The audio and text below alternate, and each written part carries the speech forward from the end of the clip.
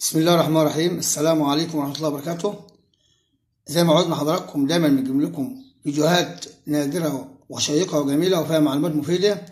هنقدم لكم النهارده الفيديو اليوم عن أهم سبعة كده العملة الخمسة يا جماعة هي، وهي موكب المومياويات الملكية دي يا جماعة.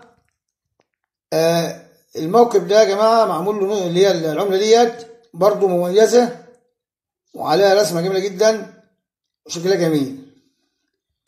بعد كده العملة رقم 6 اللي هي فرق مصر الطبية. فرق مصر الطبية دي برضو يا جماعة. وبعد منها العملة اللي بعد منها اللي هي 80 عاما تضامن. العملة دي برضو يا جماعة هي دي برضو عملة مميزة وشكلها مميز برضو.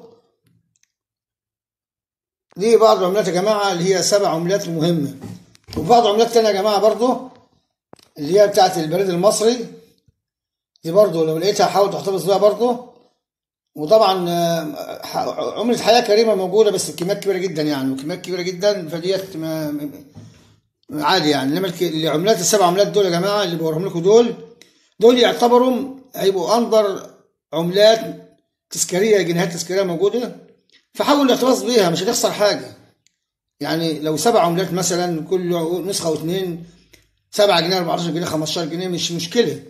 أنا عندي بحب أحتفظ بأي عملات يعني. برضو هنا محتفظ بالعملات، أي عملات جنيهات بحتفظ بيها اللي هي الجنيه ال 2005 اللي هو اللي ما بيبقوش على المغناطيس، والجنيه اللي هو العادي، والجنيهات التذكارية كلها. أي جنيهات تذكارية بحاول أحتفظ بيها يا جماعة لأن غاوي عملات. فأي واحد غاوي عملات يا جماعة يحاول يسمع الفيديو ده للآخر ويعرف إن احتفظ بالحاجة مش هتخسرك شيء، احتفظ بيها. على سبيل المثال ممكن يجي لها وقت وتطلب منك يبقى أنت برضو عندك إيه؟ عندك منها، ما تشتريش من بره. هي دلوقتي حاليا متداولة يا جماعة، يعني متداولة حاليا بكميات. بس العملات اللي بقولك عليها ال7 عملات دول الصك بتاعها كميات يعني بسيطة مش كتيرة جدا يعني زي ما حضراتكم متخيلين.